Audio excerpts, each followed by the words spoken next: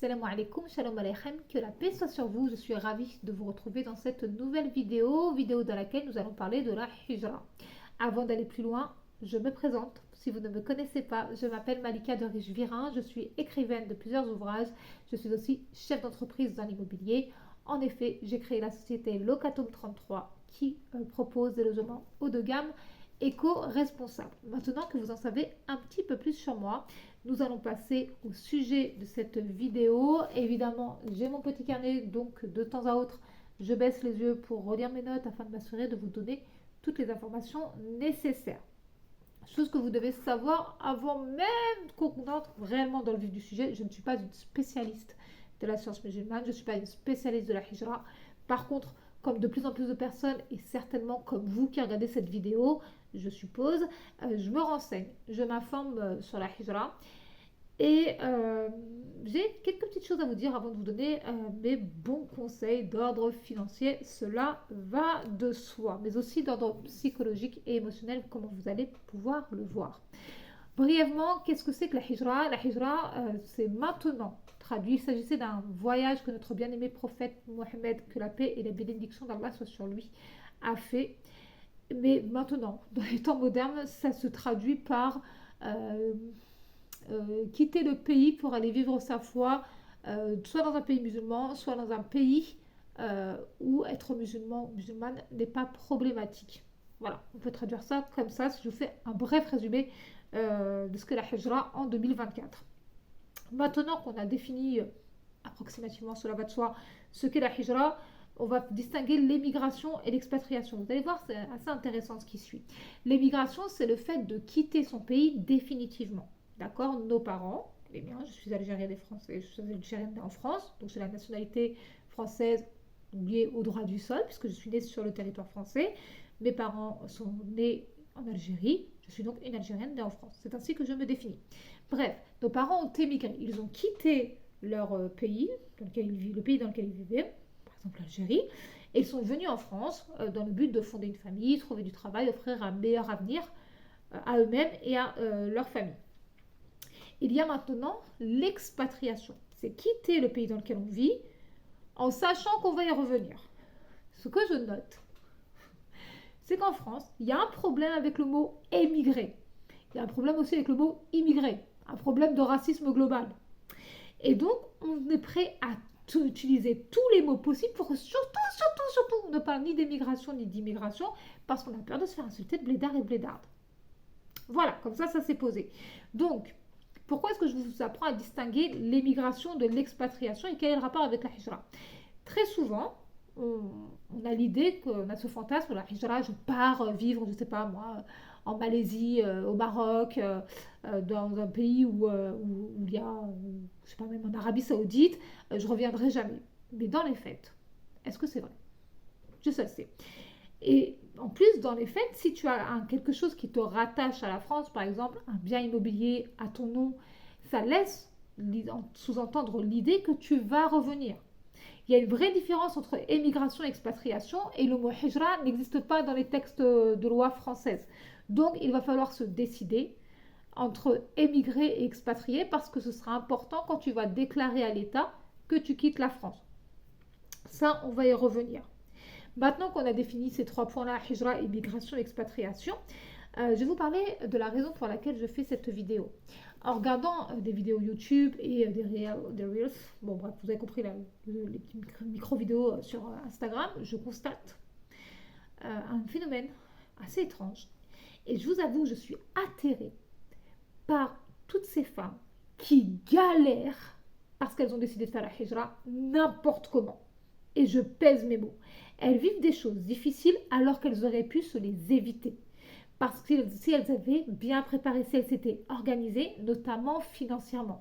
Les filles, l'argent, c'est pas un gros mot. L'argent, c'est un outil comme un marteau. Tu balises pas quand tu es devant un marteau, tu t'évanouis pas. Je sais pas, tu vas pas fuir en courant, tu t'interdis pas de parler de marteau. Eh bien, l'argent, c'est pareil. Tu dois apprendre comment ça fonctionne.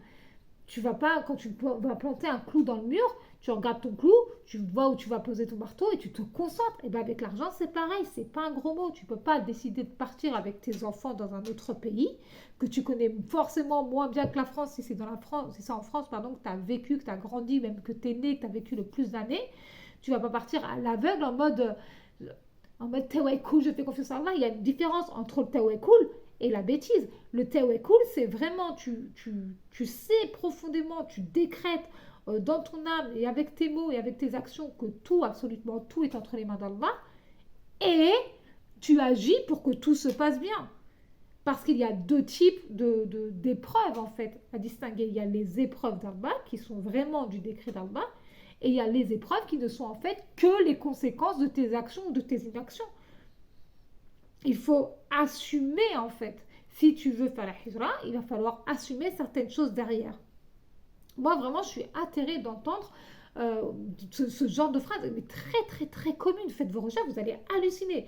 Je suis arrivée au bled, au début c'était les vacances, je n'étais pas sentie passer les premiers mois, mais c'est après que les épreuves sont arrivées. Et quand tu tends un peu l'oreille, les épreuves ça s'appelle l'argent. La santé, je peux comprendre. Voilà, on peut avoir une santé défaillante et le découvrir, c'est comme ça. Après, il y a des recommandations dans le Coran hein, sur comment manger, comment boire, comment se nourrir et de quoi se nourrir. Bon, mais concernant l'argent, l'argent c'est une épreuve quand tu sais pas bien la gérer, en fait, le gérer en fait. Si tu fais n'importe quoi avec ton argent, si tu te comportes comme un enfant de 7 ans en colonie de vacances qui va dépenser tout son argent de poche les 3 premiers jours et qui ensuite va appeler maman en pleurant, j'ai plus d'argent, ça fonctionne pas comme ça. Si tu es une adulte et que tu regardes cette vidéo, que tu veux faire la hijra, ben, il va falloir te poser avant et ne pas céder au chant des sirènes. Il va falloir ne pas faire n'importe quoi. Parce que, comme tu vas le voir, quitter le pays, c'est pas anodin, tu t'en doutes. On fantasme beaucoup sur ce que la hijra, on manque de connaissances religieuses, on manque de savoir, on manque de compétences. On ne sait pas gérer son argent et on se dit ouais, je vais aller là-bas parce que là-bas c'est mieux, là-bas on peut faire des choses. On va remettre les choses à leur place, on va remettre vraiment les choses dans leur contexte. En France, tu peux ne pas fuir bêtement la France. Je m'explique.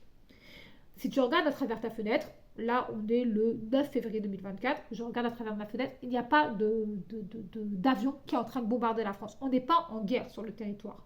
En France, l'éducation est gratuite. La santé, une bonne part des soins sont gratuits.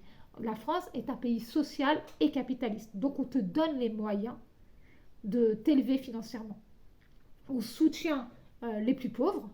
C'est inscrit dans la Constitution française, je t'invite à la lire. Vraiment, je t'invite à la lire, surtout si tu veux mieux connaître tes droits, si tu veux savoir ce que c'est que les principes fondamentaux de la République française, va lire la Constitution française. Tout le monde devrait la lire. Et donc, en France, comme c'est un pays social et capitaliste, on apprend à la fois, évidemment, quand on est censé, c'est pas quelque chose qu'on va t'apprendre du CP au CM2, hein, mais jusqu'à la troisième, mais on apprend à aider son prochain et à faire fructifier ses biens. C'est un concept. Ça s'appelle la vie moderne, en fait, parce que comme on n'échange pas des cailloux contre de la nourriture, en fait, pour être clair, le loyer, les charges, les vêtements, les soins, l'alimentation, l'école, ça ne se paye pas avec un sourire. C'est pas parce que tu es gentil que tout va te tomber tout cuit. Le deuxième fantasme qu'on fait autour de la hijra, c'est qu'on est persuadé qu'en quittant le pays dans lequel on vit, dans lequel on n'est pas heureux, dans lequel on n'est pas épanoui, dans lequel être musulman et musulman est problématique, c'est comme ça que le ressentent la majorité des musulmans et des musulmanes en France, eh bien en quittant le pays, on a l'impression, je ne sais pas d'où ça sort cette idée, qu'une espèce de fontaine de jouvence et d'abondance va nous accueillir dans le pays dans lequel on va aller s'installer. Ça ne se passe pas comme ça. Bien sûr que tu seras éprouvé, évidemment que tu seras éprouvé, mais là encore, il y a deux types d'épreuves. Il y a les épreuves qui sont vraiment du fait d'Allah et les épreuves qui ne sont en fait que les conséquences de tes actes ou de tes inactions. Clairement, si tu n'es pas prête à partir, si tu n'as pas mis les choses en place avant de partir, tu ne vas nulle part, tu ne pars pas, tu ne quittes pas la France définitivement, tu n'émigres pas, tu ne t'expatries pas, tu ne fais pas ta hijra, tu l'appelles comme tu veux, mais si tu n'es pas prête, tu pars pas. Quitter le pays pour s'installer ailleurs, ça, ce n'est pas anodin. Ça ne se fait pas sur un coup de tête et ça ne se fait pas parce que c'est la mode en ce moment et que tu as vu telle ou telle personne qui a 16 500 followers qui vend des super formations en ligne, l'a fait, que du coup, toi, parce qu'elle l'a fait, tu es sûr toi aussi tu peux le faire. C'est pas du tout ça la vie. Nous n'avons pas toutes et tous le même necto. Allah n'a pas prévu la même chose pour chacune de ces créatures. Ce n'est pas possible. Nous ne sommes pas des robots qui devons répondre à des ordres d'autres robots. Ça ne fonctionne pas comme ça. Ce qui est bon pour ton voisin, ta voisine, ce qui est bon pour ta mère, ton enfant, est différent de ce qui est bon pour toi. Tu dois savoir ce qui est vraiment bon pour soi. Donc, ne cède pas au chant des sirènes. Si tu n'es pas prête à partir, si tu n'es pas préparé, tu ne vas nulle part. Maintenant, je me suis un petit peu enflammée, on va voir comment bien se préparer à quitter le pays. Déjà, la première chose à faire, c'est de choisir, de définir réellement ce qui est bon pour toi, ce qui est le mieux pour toi même. Est-ce que ce qui est bon pour toi, c'est quitter le pays? Si oui, pour aller où? Est-ce que tu veux voyager et donc ensuite revenir peut-être? Ou bien est-ce que tu veux quitter définitivement le pays pour t'installer dans un autre pays? Tu vois, ce sont deux choses différentes. Par exemple, je rends je romps le bail, je vends tout et je vais voyager. Je ne serai plus en France. C'est différent de je romps le bail, je vends tout et je m'installe dans un autre pays. La dynamique n'est pas la même, l'intention n'est pas la même. L'objectif n'est pas la même. Moi, j'ai des enfants. Si je dis, allez, on va visiter le monde pendant 3 ans, c'est différent de, allez, on va vivre dans un autre pays pendant 3 ans.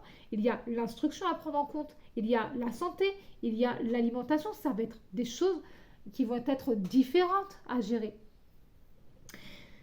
D'ailleurs, ça nous amène à la deuxième chose très, très, très, très importante.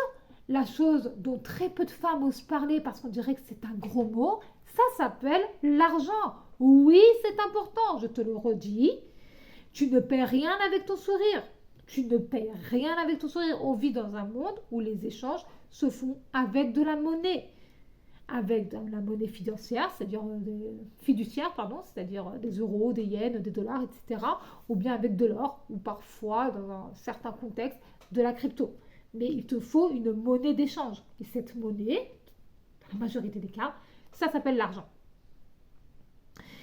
Donc, tu dois faire le point sur tes finances. De combien d'argent disposes-tu réellement maintenant? Pas hier, pas dans 3 ans, pas dans Inch'Allah, pas dans je pars, ouais, cool. Non, non, maintenant. De combien tu disposes maintenant?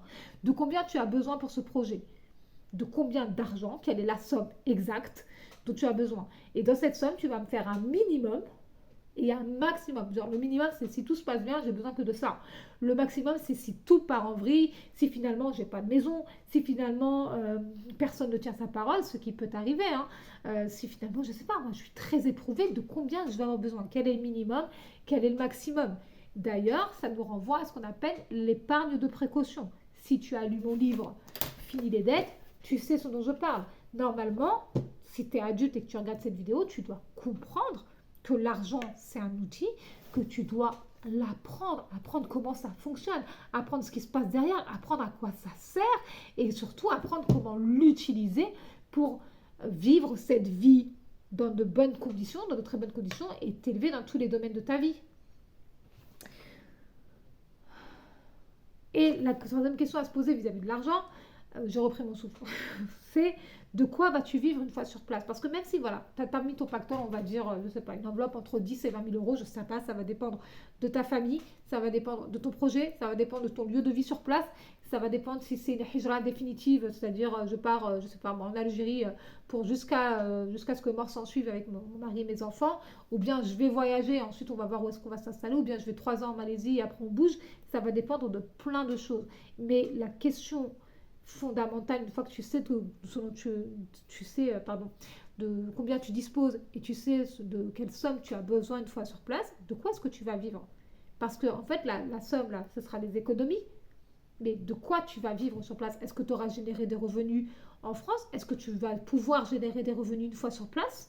De quoi est-ce que tu vas vivre? Et est-ce que tu es sûre et certaine que, sauf un décret contraire d'Allah, ça va marcher? Il faut vraiment se poser les bonnes questions. Tu fais pas la hijra comme ça en mode ouais, c'est la mode, j'ai vu telle personne le faire, elle est trop belle dans sa abaya avec son voile qui flotte au vent, c'est trop beau. La vie, c'est pas un fantasme. Le fantasme, c'est quelque chose d'irréel, c'est un rêve, le fantasme. Si tu veux concrétiser, si tu veux faire passer ton fantasme de vie sereine avec la danne, et je te le souhaite, je nous le souhaite à toutes et à tous, eh bien, il va falloir agir pour que ça devienne concret. Et parfois, les fantasmes, ça ne reste que des fantasmes, parce que tu passes ta vie à scroller, à regarder les gens vivre. Ça, ce sera le sujet certainement d'une autre vidéo. Maintenant qu'on a vu que tu ne dois pas céder au chant des sirènes et que tu dois savoir ce qu'il y a de mieux pour toi, maintenant qu'on a vu ensemble l'argent, on va parler des solutions. Et tu vas le voir, il existe des solutions gratuites. Tu n'as pas besoin de payer un formateur ou une formatrice plusieurs milliers d'euros pour qu'ils te disent ce qu'Internet peut te dire gratuitement, pour qu'ils te disent ce que les impôts peuvent te dire gratuitement, pour qu'ils te disent ce que ton bailleur ou ce que le propriétaire peut te dire gratuitement. La chose très très importante que tu dois comprendre, et c'est pour ça que je viens de te dire cela, c'est que tu dois trouver des solutions qui sont adaptées à ta situation. Là, ça nous renvoie à ne cède pas au chant des sirènes. Les gens, là, les formateurs, les gens qui quittent la France et qui mettent tout ça sur les réseaux sociaux, ils le font pour leur raison à eux. Ils savent ce qui est bon pour eux. Toutes ces personnes savent ce qu'il y a de mieux pour elles. En tout cas, elles en sont convaincues et elles agissent en conséquence. Par exemple, les formatrices qui décident de faire la hijra, eh ben, elles te vendent des formations pour financer leur mode de vie, en fait, pour vivre. C'est l'argent que tu leur donnes en leur payant la formation. Eh bien, elles l'utilisent dans leur vie. C'est comme quand tu vas acheter une baguette à la boulangerie, l'argent que tu donnes à ton boulanger ou à ta boulangère, je sais pas, on va dire qu'une baguette, ça coûte 1 euro. Et bien, dans ces 1 euro, il y a 5 centimes, 5 centimes, donc 5% de TVA, 5 centimes qui va à l'État, il y a de l'argent pour l'électricité, il y a de l'argent pour, je sais pas, pour la porte automatique qui commence à être défectueuse, il y a de l'argent pour les machines, il y a de l'argent pour les matières premières, il y a de l'argent pour les salaires. Il y a tout ça. Eh bien, les formateurs, c'est comme des boulangers. Ils te donnent ils te vendent quelque chose, un produit ou un service, et en échange, tu leur donnes de l'argent. Mais on est d'accord que tu ne vas pas donner de l'argent à n'importe qui. Tout comme tu ne vas pas manger dans une boulangerie alors que tu sais que c'est pas bon. Genre le goût n'est pas bon. C'est pas de la bonne qualité ou ça t'a rendu malade, tu ne vas pas y retourner. Donc avant de suivre une quelconque formation, tu t'informes avant de te former. Et tu gardes bien en tête que la solution qu'on te vend n'est peut-être pas adaptée à ta situation.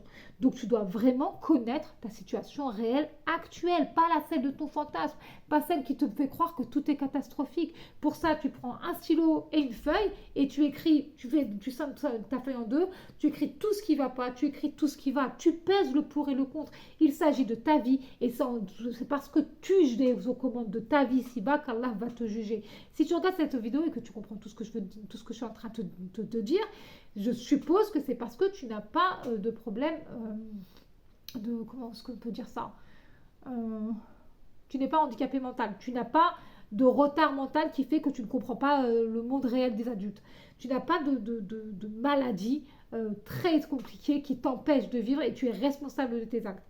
J'espère que c'est assez clair ce que j'ai dit et que personne ne se sent insulté, parce que c'est pas le but. Quoi qu'il en soit, tu dois trouver des solutions qui sont adaptées à ta situation. Et une fois que tu commences à trouver tes solutions, ou bien si tu as besoin de savoir comment trouver des solutions, tu dois te poser cette question. Que peux-tu mettre en place maintenant pour ne pas manquer d'argent, ni craindre de manquer d'argent une fois sur place? Deuxième solution très importante, je ne me lasserai jamais d'en parler, c'est de planifier ton budget sur le très long terme, tout comme tu planifies ton avenir. Il y a des choses qui sont entre les mains d'Allah. Nous, on est là pour la première fois sur cette terre. On est là que pour la première fois. Chacun fait ce qu'il peut. L'objectif, en réalité, c'est de faire toujours de ton mieux. Et parce que tu vas faire toujours de ton mieux et que tu as des rêves, et que tu veux le meilleur pour toi, forcément et probablement pour tes proches, tu vas agir en conséquence. Tu seras jugé pour tes actions et tes inactions. Donc, tu dois te demander ce que tu peux mettre en place maintenant et tu dois planifier tes finances en conséquence. Pour conclure, parce que cette vidéo commence à être un peu longue, quitter le pays, ça ne s'improvise pas. Ce n'est pas un acte anodin. Il faut qu'il y ait des vraies raisons et il faut t'y préparer. C'est important, et pas seulement pour l'expérience. Cette vie, ce n'est pas juste une série d'expériences dont tu pourras te remémorer plus tard. Qui te dit qu'il y aura un plus tard? Et plus tard pour toi, c'est quoi? Plus tard, c'est demain, plus tard, c'est dans 30 ans, plus tard, c'est dans 120 ans. Allahu a'lam. Il y a des choses qui dépendent d'Allah, il y a des choses qui dépendent de toi. Tu dois prendre les mesures nécessaires pour ta propre vie. Donc, pour bien t'y préparer, parce que c'est important, tu dois te demander toujours ce qui est bon, ce qui est meilleur pour toi. Tu dois faire le point et prendre une décision. Ensuite, ne cède pas au chant des sirènes. Tu te tournes vers Allah uniquement parce qu'il n'y a que Allah qui sait ce qui est bon pour toi. Et il y a différentes façons de se tourner vers Allah, à commencer par la prière de consultation. Comprends qu'il y a des choses que tu ne peux pas contrôler. Tu ne peux pas contrôler les autres, leurs opinions, leurs actions, leurs inactions, etc. Tu ne peux pas non plus contrôler les décisions de l'État. Par contre, tu es au contrôle de toi-même. Tu peux contrôler tes propos, tes actions, tes inactions. Tu peux contrôler ton argent, ce que tu en fais. D'ailleurs, à ce propos, petite auto-promo, j'ai écrit le livre Fini les dettes. Alors, ce n'est pas juste pour les femmes endettées, c'est pour les femmes qui veulent comprendre l'argent, qui ont un ou des objectifs de vie et qui veulent les atteindre sans passer par la case endettement, sans passer par la case je suis dans le rouge, sans passer par la case je suis toujours en découvert bancaire. Il y a des solutions. Il y a d'autres solutions que de galérer. Tout simplement, tu peux vivre une vie digne, normale, agréable, et être éprouvé par Allah. Mais sincèrement, quand tu gères ton argent, c'est pas que les épreuves en sont moins douloureuses, c'est que tu as moins de soucis en tête, donc tu peux mieux y faire face. Et continuer de faire toujours de ton mieux. Donc tu l'auras compris, l'argent c'est très important. Tu dois te concentrer sur ton argent, tu dois apprendre, te former et surtout appliquer ce que tu as appris à ta situation financière actuelle, à ton budget, à toi, à ta propre vie. Arrête de croire tout ce qu'on te dit. Arrête de croire que tout ce que tu lis ou tout ce que tu vois sur le net, et arrête de croire que c'est la vérité. Arrête de croire aussi que tout le monde, en dehors de la France, tout le monde est gentil et que tu peux faire confiance à absolument tout le monde. Tu n'envoies pas d'argent. Tu ne débourses pas un centime tant que ton projet n'est pas sûr. Tu ne donnes pas d'argent à qui que ce soit. Tu n'accordes ta confiance à personne d'autre qu'Allah. Je pense que c'est quelque chose dont il va falloir parler pour de vrai. Ici-bas, en réalité, et je sais que c'est triste parce qu'on veut tous être entourés de super copines et d'avoir des familles super proches et compagnie, mais en réalité, ça a piqué, hein. Il n'y a que Allah. Dans les épreuves, il n'y a que Allah. Quand tu prends des décisions, il n'y a que Allah. Quand tu es toute seule dans le noir, il n'y a que Allah. Quand tu es dans la lumière, il n'y a que Allah. C'est vraiment quelque chose que tu dois te mettre en tête. Il n'y a qu'Allah que tu peux faire confiance. Tu ne peux pas faire confiance à quelqu'un parce que tu le ou la connais et qu'il ou elle t'a dit qu'une fois que tu seras sur place, il ou elle a un super appart pour toi. Il y a un truc qui s'appelle contrat. On veut des signatures. On veut des papiers. On veut des choses écrites. Et toi, c'est ta confiance en Allah, évidemment. Mais pour les humains, c'est inscrit dans la sourate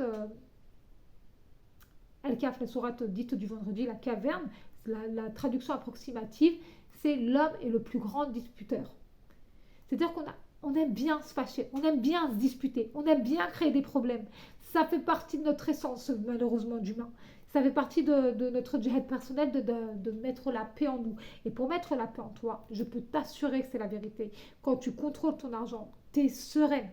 En plus, ta façon d'être avec toi-même change parce que tu as plus confiance en toi, parce que tu sais ce que tu fais avec l'argent, cette espèce de gros mot qui sera interdit aux femmes et qui ne l'est pas. Hein. C'est comme un marteau, c'est pas interdit d'acheter des marteaux, c'est pas interdit d'avoir de l'argent, c'est pas interdit de faire fructifier ses affaires, c'est pas interdit de s'intéresser aux métaux précieux, c'est pas interdit de s'intéresser à la crypto, c'est pas interdit de gagner licitement sa vie quand on est une femme. Je pourrais parler encore longtemps durant cette vidéo, mais là je vois qu'on approche des 24 minutes. Je pensais faire une vidéo plus courte.